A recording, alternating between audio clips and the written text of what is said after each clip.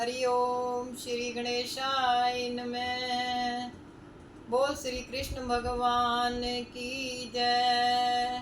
बोल सुखदेव जी भगवान की जय। श्रीमद् भागवत महापुराण तीसरा स्कंद तीसरा अध्याय। उद्धव जी का विदुर से वर्णन हरियश गान 130 अध्याय में करहु मुनीश्वर पान।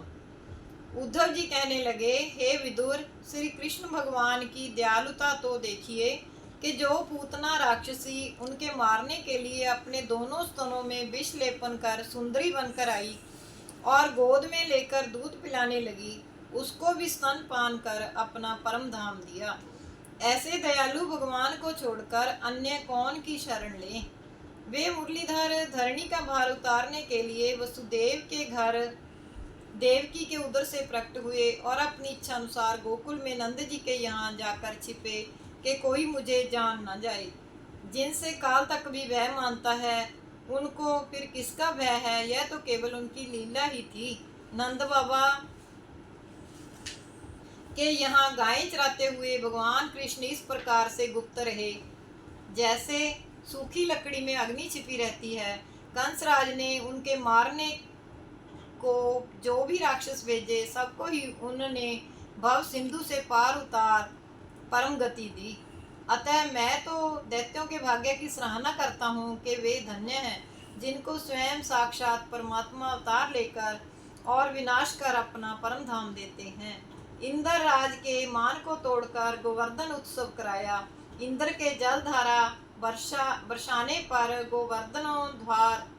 गोवर्धनोद्धारण करके ग्वाल वालों की रक्षा की। कालिया नाग को दमन करके विष युक्त जलपान से मरे हुए गौ गोपों को जीवित किया तथा यमुना जल अमृत के सदृश किया। शरद ऋतु में चंद्र किरणों से प्रकाशित रात्रि में रास मंडल कर कामदेव का अभिमान दूर किया। शंखचूड़ बकासुर केशी अघासुर आदि राक्षसों का संहार कर उन्हें अपने वैकुंठ धाम भेजा। जिस समय क्रूर को संग लेकर भगवान मथुरा चले थे तब मार्ग में क्रूर जी यमुना जी में नहाने लगे। उसी समय जल में उनको चतुर्भुज स्वरूप से दर्शन देकर उनके हृदय में अनन्य भक्ति भाव प्रकट किया। राजा कंस का जो धोबी मथुरा में था उसको मारा और बाहुक नामक दर्जी को वस्त्र पहनाने कारण प्रसन्नता से अंत में वैकुंठ धाम दिया। सुदामा वाली पर प्रसन्न हुए और उसे अक्षय धन मिलने का वर दिया। केवल मस्तक पर चंदन लगाने के कारण ही कुब्जा को टेढ़ी से सीधी बनाकर अत्यंत सुंदरी बनाया और उसकी कामना पूर्ण की। शिव धनुष को बिना परिश्रम ही तोड़कर जो कंस का कुबलिया पीड़ नामक हाथी था उसे खेलते खेलते ही मार डाला, जो कि संग्राम में भी अजेय था। चाणूर तथा मुष्टिक आदि योद्धाओं को मल्ल युद्ध में मार डाला और राजा कंस को 8 भाइयों सहित मारकर उसको परम गति दीनी।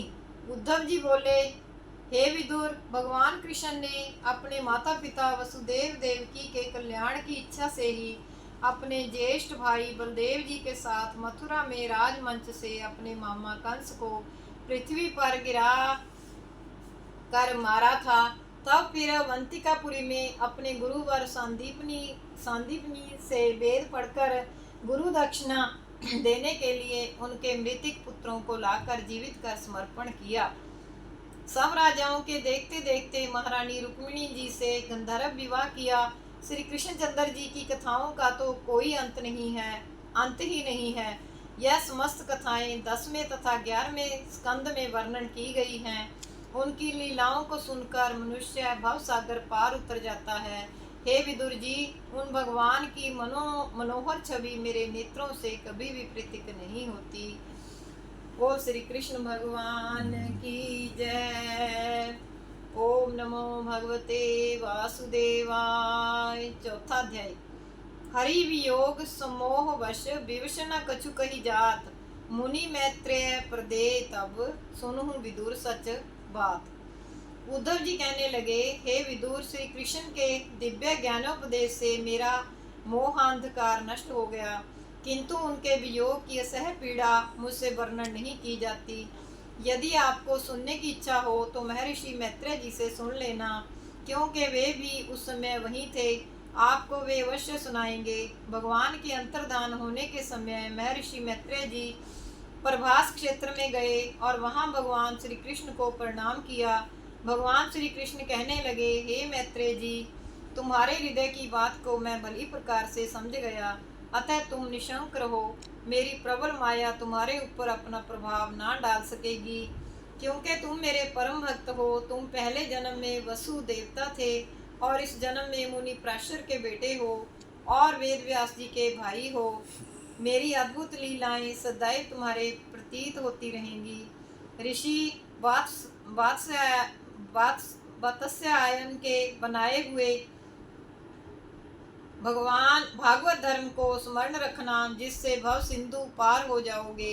इस प्रकार से भगवान श्री कृष्ण के कहने पर मैत्रेय जी प्रसन्न हुए और बोले, हे वैकुंठपति, आपके चरित्र स्मरण कर मेरे चित्त में आश्चर्य प्रकट होता है कि आपसे कोई भी विशेष पराक्रमी नहीं, फिर भी आप काल यवन तथा जरासंध के भय से नंगे पांव भागे। ऐसे आपके गुप्त रहस्यों को भक्तों के सिवाय कोई भी नहीं समझ सकता। आपकी लीलाएं बड़ी विचित्र हैं। भगवान श्री कृष्ण जी की अनेकानेक स्तुति करते हुए महर्षि मैत्रेय जी शीघ्र ही वहां से चल दिए। हे विदुर जी, इस कारण से मैत्रेय जी बीते हुए सभी हाल के जानकार हैं। उनसे पूछकर आप सब जान जाएंगे। मैं इस समय श्री कृष्णचंद्र जी की आज्ञा अनुसार बद्रिकाश्रम जा रहा हूँ। मैं अपनी देह वहीं पर त्याग दूंगा। उनकी शिक्षा से मैं जीवित हूँ, नहीं तो उनके वियोग से मेरी अब तक मृत्यु अवश्य ही हो जाती। भगवान श्री कृष्ण ने अवतार धारण कर महाभारत युद्ध में 18 अक्षौहिणी दल का सर्वनाश कर डाला, जिससे इस पृथ्वी का पाप भार दूर हुआ। ईश्वर इच्छा बलिष्ठ है। सूत जी बोले, हे शौनक, भगत जन हरि गुणानुवाद में प्रेम अश्रु धारा बहाते हुए अपने संचित पापों को धो डालते हैं। उन भगवान की लीलाओं की कथा ही सर्वथा कल्याणप्रद होती है। महाभारत होने के पीछे भगवान श्री कृष्ण 25 वर्ष तक और भी पृथ्वी पर रहे, क्योंकि उनने राजा युधिष्ठिर से 2 बार यज्ञ करवाया था, जिससे धर्मराज की विश्व में विजय पताका फहराई। ओम नमो भगवते वासुदेवाय। बोल श्री कृष्ण भगवान की जय। 5वां अध्याय।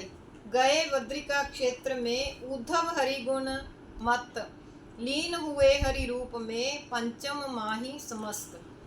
सुखदेव जी कहने लगे, हे राजा परीक्षित, उद्धव जी ने जिस समय विदुर जी से बद्रिका आश्रम जाने के लिए विदा मांगी, तब आपने नेत्रों में आंसू भरते हुए विदुर जी से बोले, हे उद्धव, मैं आपसे कैसे कहूँ कि आप चले जाओ।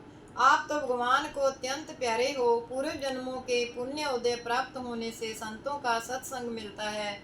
परमात्मा की महिमा महात्माओं के अतिरिक्त कोई भी नहीं जान सकता। आपका शुभ दर्शन मेरे पुण्य उदय से मिला है।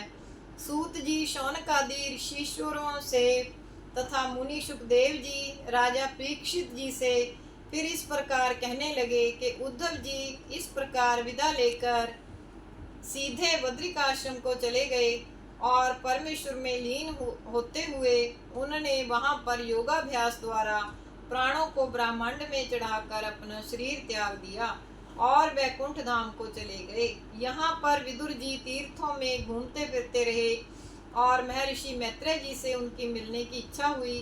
अंत में शोकाकुल होते हुए वे हरिद्वार तीर्थ में पहुँचे।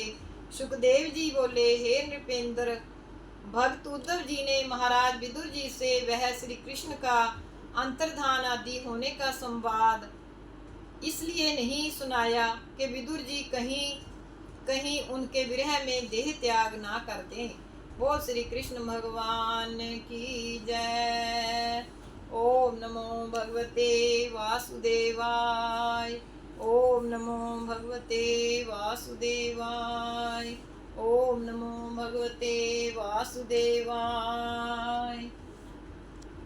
श्री कृष्ण गोविंद हरे मुरारे,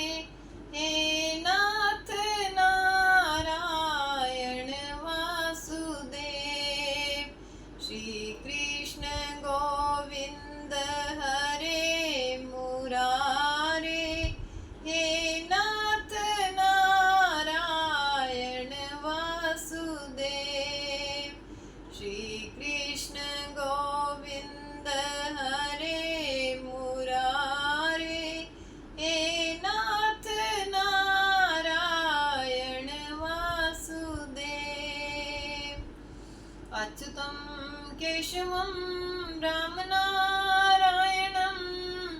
कृष्णदामोदरं वासुदेवं हरिं श्रीधरं माधवं गोपिकावल्लभं